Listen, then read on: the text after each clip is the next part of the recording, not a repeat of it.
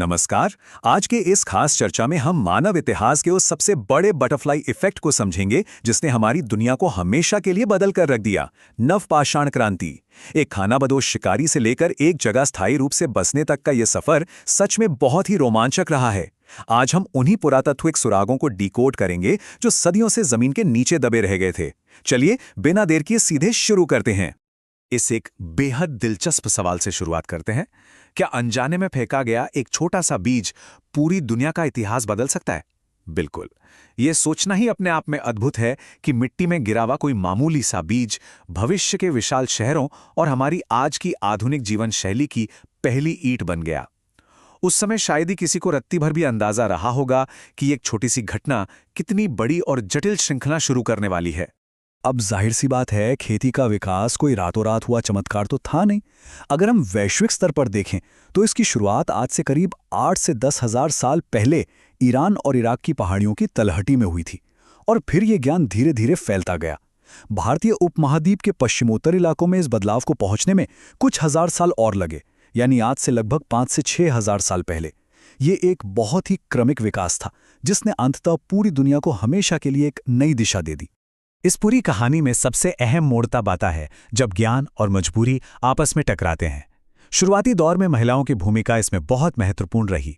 जंगलों से फल और जड़ें इकट्ठा करते करते उन्हें पेड़ पौधों की कमाल की समझ हो गई थी। स्रोतों की माने तो जब मध्य एशिया में कुछ शिकारी समूहों को अपनी जगह से खदेड़ दिया गया तो उन्हें नई अनजान जगहों पर जाना पड़ा। वहां उन्हें अपने जाने पहचाने जंगली फल नहीं मिले। इसी मजबूरी और महिलाओं के उस शानदार वानस्पतिक ज्ञान ने मिलकर उन्हें अपने साथ लाए गए बीजों को बोने का रास्ता दिखाया और यहीं से खेती का असली जन्म हुआ। खेती शुरू होने से एक बिल्कुल नई जरूरत सामने आ गई, एक जगह टिक कर रहने की जरूरत। ये समझना मुश्किल नहीं है कि अगर जमीन में बीज बोया है तो फसल तैयार होने में 4-5 महीने तो लगेंगे ही। उस फसल की रखवाली करनी होगी, लंबा इंतजार करना होगा और इसी इंतजार ने इंसानों को खेतों के पास छप्पर वाली झोपड़ियां बनाकर हमेशा के लिए बसने पर मजबूर कर दिया। फिर जब अनाज जरूरत से ज्यादा पैदा होने लगा तो उसे सुरक्षित रखने की चुनौती सामने आई, जिसका हल निकला मिट्टी के बर्तनों के रूप में। ये एक के बाद एक जुड़ने वाली ऐसी कड़ियां थीं जिसने इंसानी जिंदगी का पूरा ढांचा ही बदल दिया। हजारों सालों के इस बदलाव को अगर गहराई से समझें तो पता चलता है कि खेती कोई ऐसा काम नहीं था जिसे अकेले किया जा सके। इसके लिए पूरे समूह को एक साथ आना पड़ा, आपस में सहयोग करना पड़ा। इससे उनके बीच नए सामाजिक रिश्ते बने और ये सहयोग सिर्फ खेतों तक नहीं रुका बल्कि पक्के घर बनाने और अनाज को सुरक्षित रखने के लिए मिट्टी के बर्तन गढ़ने जैसे नए कौशलों में भी बदल गया। इसी दौरान कताई बुनाई ने भी जोर पकड़ा, यानी एक पूरा नया समाज आकार ले रहा था। पौधों के साथ साथ एक और बड़ा गेम चेंजर था जानवरों को पालतू बनाना। यह सच में एक बहुत बड़ा मील का पत्थर साबित हुआ।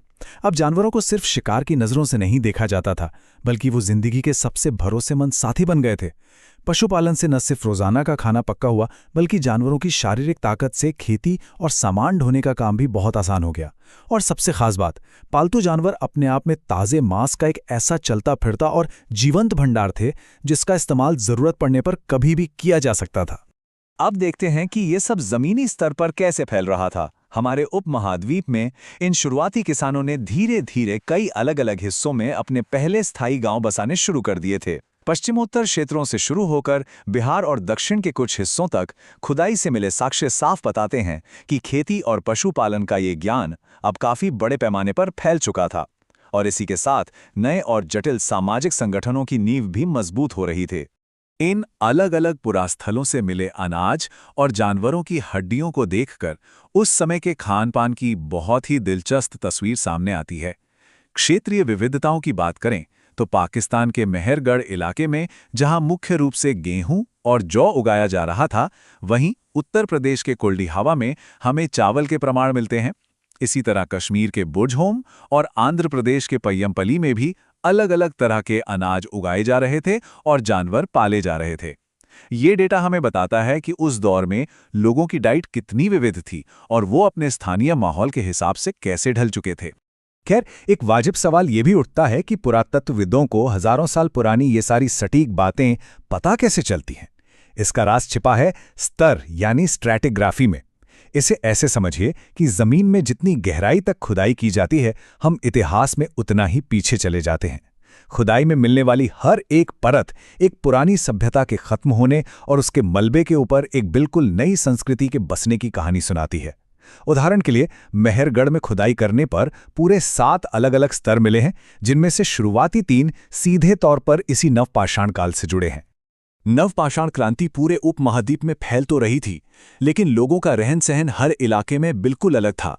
वास्तुकला यानी आर्किटेक्चर को ही देख लीजिए। वर्तमान पाकिस्तान के मेहरगढ़ में लोग आयताकार और चौकोर घरों में रहते थे, लेकिन इसके बिल्कुल उलट बिहार के चिरांद में गोल आकार के घर बनाए जा रहे थे, जिनमें चूल्हों के पूरे पूरे समूह मिले हैं। यही नहीं, चिरांद के लोग पत्थरों के साथ साथ जानवरों की हड्डियों और सींगों से भी बेहद शानदार और धारदार औजार बनाते थे। ये साफ दिखाता है कि शुरुआती इंसान अपनी ज़रूरत और आसपास के माहौल के हिसाब से अपनी रचनात्मकता को कितनी खूबसूरती से इस्तेमाल कर रहा था।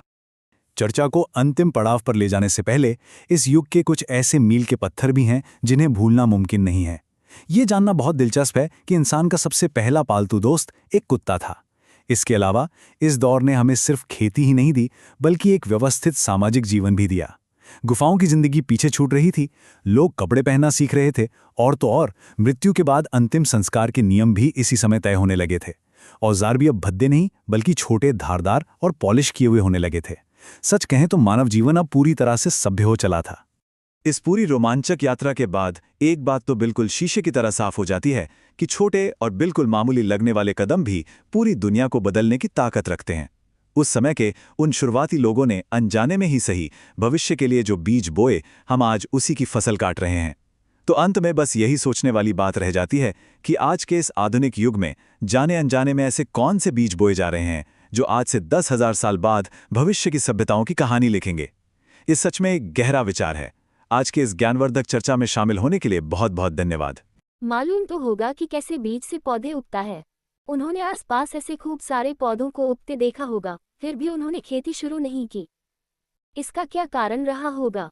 जिन लोगों ने खेती शुरू की उनको क्या जरूरत पड़ी कि वे खेती करने लगे? इन बातों की पक्की जानकारी तो नहीं, फिर भी उन दिनों के जो निशान और सबूत मिलते हैं उनसे हम कुछ अनुमान लगा सकते हैं। खेती की शुरुआत कृषि के आरंभ होने का मतलब था कोई भी अनाज ऐसे स्थान पर उपजाया जाना जहां वह अपने आप नहीं उगता हो। सबसे पहले खेती किसने और कहां शुरू की? अनुमान है कि खेती की शुरुआत ईरान और इराक देश की पहाड़ियों की तलहटी में हुई। आज से लगभग 8,000 से 10,000 साल पहले वहां रहने वाले लोगों ने सबसे पहले खेती करना शुरू किया। बाद में जगह जगह लोगों के समूहों द्वारा खेती करनी शुरू हुई। अपने देश में खेती की शुरुआत आज से 5-6,000 साल पहले पश्चिमोत्तर भारत में हुई। समूह की महिलाएं पेड़ पौधों के बारे में बहुत जानकारी रखती थीं, क्योंकि आमतौर पर जंगली फल, दाने, जड़ें आदि इकट्ठा करने का काम वे ही किया करती थीं। वे पेड़ पौधों को करीब से देखते देखते उनके बारे में काफ़ी कुछ समझने लगी थीं। आवश्यकता पड़ने पर उन्होंने इस जानकारी का उपयोग खुद पौधे उगाने में किया। ऐसा माना जाता है कि मध्य एशिया के क्षेत्र में रहने वाले शिकारियों के एक समूह ने दूसरे समूह को खदेड़ दिया हो। नई जगह पर जहां वो गए उन लोगों को वे सारे जंगली फसल नहीं मिल पा रही थी जिसके खाने के वे अभ्यस्त हो गए थे। अतः उन्होंने नए क्षेत्र में अपने साथ लाए कुछ बीजों को जमीन में डाल दिया। उसे नियमित पानी से सिंचित करने लगे। कुछ महीनों में उन पौधों में फल लग गए, जिसे पुष्ट होने पर उन लोगों ने उसे काटकर उससे सारे अनाज निकाल लिया। ऐसे ही खेती की शुरुआत हुई। धीरे धीरे अलग अलग समूहों ने जंगलों को साफ कर उस पर भी बीजों को बोना शुरू किया। इससे जमीन के छोटे टुकड़े पर वे लोग ज्यादा अनाज उपजाने लगे।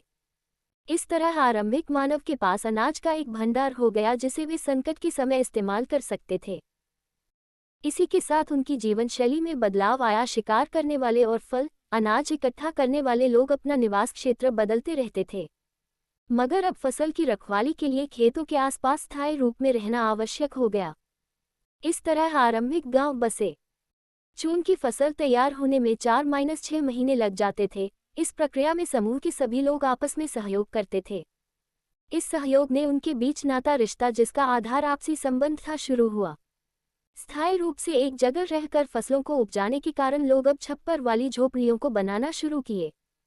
अनाज के भंडार को रखने के लिए उन्होंने मिट्टी के बर्तनों को बनाना आरंभ किया। धीरे धीरे कताई बुनाई शुरू हुई। मिट्टी के बर्तनों का इस्तेमाल वे लोग भोजन बनाने एवं खाना खाने में भी करने लगे। शिकारी मानव के जीवन में ये सारे बदलाव हजारों वर्ष में संभव हो सकता था। आरंभिक मानव के आयुध। पशुओं को पालने से उन्हें कई तरह के लाभ मिलने लगे। पशुओं से उन्हें खाने की कई चीजें प्राप्त हुई। उसकी ताकत का प्रयोग उन्होंने धीरे धीरे खेती के काम में भी करने लगे। इससे उन्हें एक जगह से दूसरी जगह जाने में, वस्तुओं को लाने ले जाने में काफी सहायता मिला। पशुओं से उसे जीवंत मांस मिला जिसका इस्तेमाल वे अपनी इच्छा के अनुसार कर सकते थे। नवपाषाण युग। बदलावों का काल। नवपाषाण युग मानव जीवन के विकास का वह समय है जिसमें मानव पहली बार शिकारी संग्रहकर्ता से पशुपालक एवं खाद्य उत्पादक बन गया। नवपाषाण युगीन स्थल का मानचित्र। इसी काल में आरंभिक गांव बसने लगे और एक सामाजिक संगठन का विकास हुआ। इस समय के लोग भी पत्थर के औजारों का ही इस्तेमाल करते थे, लेकिन वे औजार आकार में छोटे, मजबूत और पहले से ज्यादा धारदार एवं चमकदार थे। पुरातत्वविदों को भारत के पश्चिमोत्तर क्षेत्रों से नवपाषाणकालीन कृषक और पशुपालकों के साक्ष्य मिले हैं। इसके अतिरिक्त बिहार के मुंगेर, चिरांद और झारखंड के बहुत सारे क्षेत्र भी नवपाषाणकालीन हैं। दिए गए मानचित्र में वे सभी स्थल दिखाए गए हैं। नीचे की तालिका से आप ये जान सकते हैं कि कहाँ कहाँ अनाज और पालतू जानवरों की हड्डियां मिली हैं जो नवपाषाण युगीन हैं। प्राचीन बस्तियों की कहानी, प्राप्त वस्तु और उनके पुरास्थल। हजारों साल पहले की यह कहानी उन खास जगहों से शुरू होती है जिन्हें इतिहासकार पुरास्थल कहते हैं। इन जगहों की मिट्टी में दबी हुई हर प्राप्त वस्तु हमें बीते हुए कल के बारे में बताती है। कहानी का पहला अध्याय मेहरगढ़, पाकिस्तान से शुरू होता है। यहाँ के लोग बहुत मेहनती थे, जिन्होंने धरती पर सबसे पहले गेहूं और जौ उपजाना सीखा। उनके घरों के पास अक्सर भेड़ और बकरी जैसे शांत जानवर घूमते रहते थे। जैसे जैसे समय बीता, ये कहानी उत्तर प्रदेश के कोलदेहवा तक पहुंची। यहाँ के प्राचीन निवासी चावल की खेती करते थे और आज भी वहाँ खुदाई में पुराने जानवर की हड्डियां मिलती हैं, जो उनके पशुपालक होने का सबूत है। कोलदेहवा के पास ही महागढ़ा नाम का एक और स्थान था, जहाँ न केवल चावल के अवशेष मिले, बल्कि प्राचीन जानवर के खुर के निशान भी मिट्टी पर अंकित पाए गए हैं। अब हम उत्तर की बर्फीली वादियों यानी कश्मीर के बुर्जहोम चलते हैं। यहाँ के लोग कड़ाके की ठंड में जीवित रहने के लिए गेहूं और दलहन दालें पैदा करते थे। उनके साथ उनके सबसे वफादार साथी कुत्ता और भेड़ व बकरी हमेशा साए की तरह रहते थे। हमारी यात्रा अब बिहार की उपजाऊ मिट्टी यानी चिरांद की ओर मुड़ती है। यहाँ के खेतों में गेहूं, चना और जौ की फसलें लहलहाती थीं, जो वहाँ के लोगों का मुख्य भोजन थी। कहानी का अंतिम पड़ाव दक्षिण भारत में आंध्र प्रदेश का पयामपल्ली है। यहाँ के किसानों ने अपनी ज़रूरतों के लिए काला चना और ज्वार बाजरा उगाना शुरू किया। वे अपने बाड़ों में भेड़ और सुअर पालकर एक खुशहाल जीवन बिताते थे। सूक्ष्म निरीक्षण। मेहरगढ़ वर्तमान पाकिस्तान में स्थित मेहरगढ़ संभवतः वह स्थान है जहाँ से सबसे पहले गेहूं, जौ उगाने और पशु पालने के साक्ष्य मिले हैं। यहाँ पुराविदों को 7 स्तर प्राप्त हुए हैं। पहला 3 स्तर नवपाषाण काल का है। यहाँ प्रत्येक स्तर से कृषि उत्पादन और पशुओं में भेड़ बकरी के पालने के साक्ष्य मिले हैं। यहाँ से आयताकार एवं चौकोर घरों के साक्ष्य भी मिले हैं। मृतकों के दफनाने के साक्ष्य भी यहाँ से मिले हैं। स्तर खुदाई में किसी पुरास्थल से कई स्तरों के मिलने का तात्पर्य है वहाँ एक एक कर कई संस्कृतियां उदित हुई और उसके समाप्त होने पर दूसरी संस्कृति का उदय हुआ। चिरांद ये पुरास्थल बिहार के छपरा जिला में है। यहाँ से 3 स्तर मिले हैं। यहाँ से पत्थर के औजार के अलावा बड़ी संख्या में हड्डियों और सींग से बने औजार मिले हैं। यहाँ के घर गोल होते थे। घरों में चूल्हे एक समूह में मिले हैं। मिट्टी के बर्तन काफी सुंदर हैं जो काले, काले नीले, लाल धूसर रंग के हैं। यहाँ से गेहूं, धान, मसूर के साक्ष्य एवं मिट्टी के खिलौने भी मिले हैं। इस तरह नवपाषाण युगीन मानव कृषि और पशुपालन की शुरुआत के बाद स्थायी रूप से गांवों को बसाकर रहने लगा। खाद्य संग्राहक मानव अनाज उत्पादक बन गए। गुफा के स्थान पर अब मानव स्थायी घर बनाकर रहने लगे।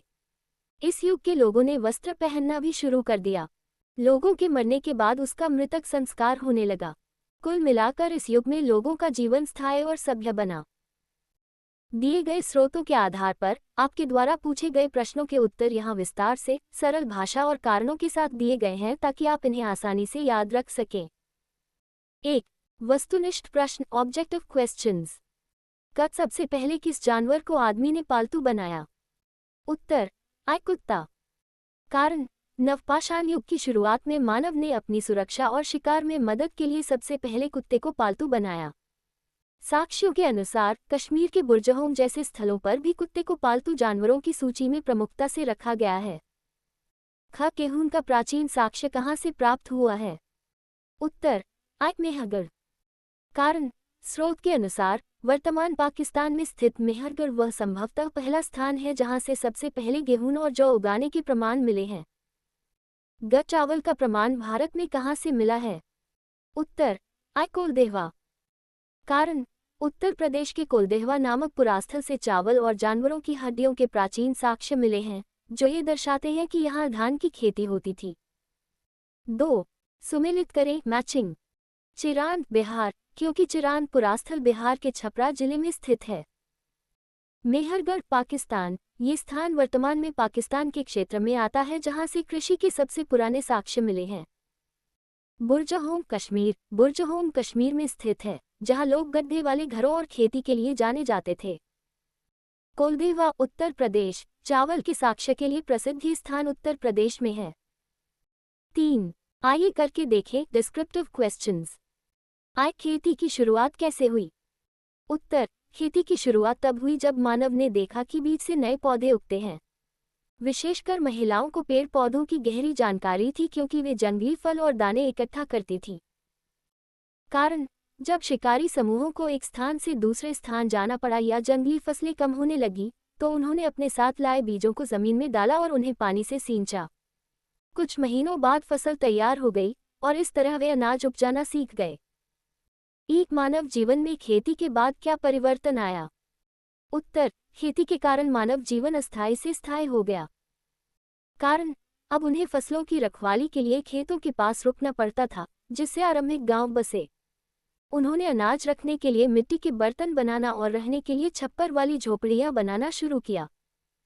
एक नवपाषाणकालीन औजारों की विशेषता क्या थी? उत्तर, इस काल के औजार पहले के मुकाबले कहीं ज्यादा उन्नत थे।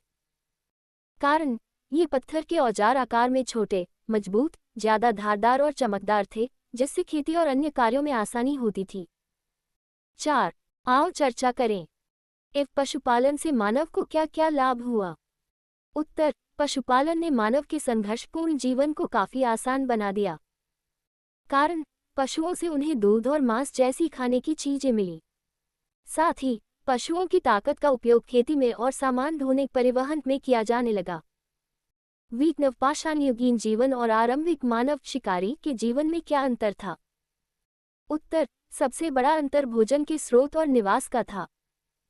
कारण, आरंभिक मानव खाद्य संग्राहक और शिकारी था जो गुफाओं में रहता था और भोजन की तलाश में भटकता था, जबकि नवपाषाण युगीन मानव खाद्य उत्पादक किसान बन गया, जो स्थायी घरों में रहने लगा, कपड़े पहनने लगा और बर्तनों का उपयोग करने लगा।